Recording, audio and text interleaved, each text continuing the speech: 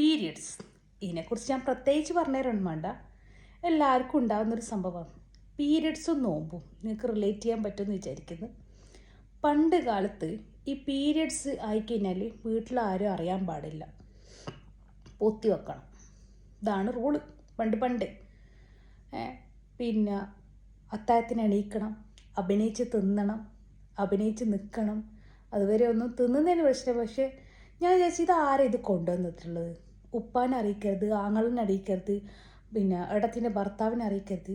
എല്ലടോ ഇവരെല്ലാവരും അറിയേണ്ട ഒരു കാര്യമല്ലേ ഇത് മറച്ചു വെക്കേണ്ട കാര്യമാണ്.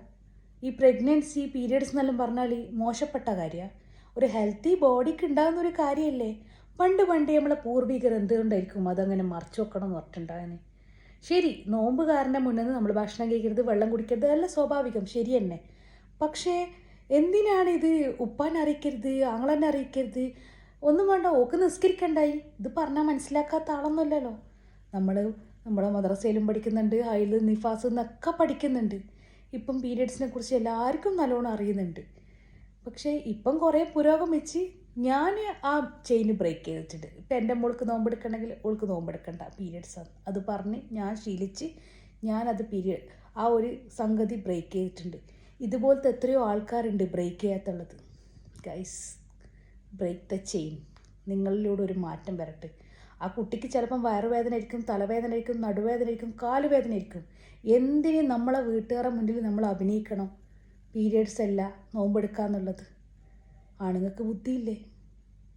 ഇനിയിപ്പോൾ അറിയില്ലെങ്കിൽ നിങ്ങളെ മക്കൾക്ക് പറഞ്ഞു കൊടുക്കുക, അവൾക്ക് അങ്ങനെയാണ്, ഇങ്ങനൊരു സംഭവം ഉണ്ട് എന്നുള്ളത്. ഒരിക്കലും അത് എന്താ പറയുക, മറച്ചു വെക്കേണ്ട കാര്യമല്ല.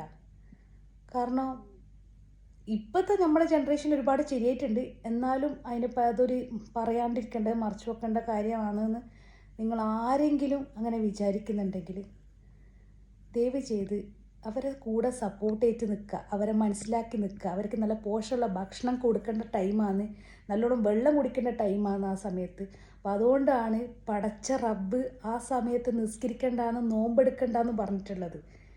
അതിലും വലുതല്ലല്ലോ ഈ നാട്ടിലെ നിയമങ്ങൾ.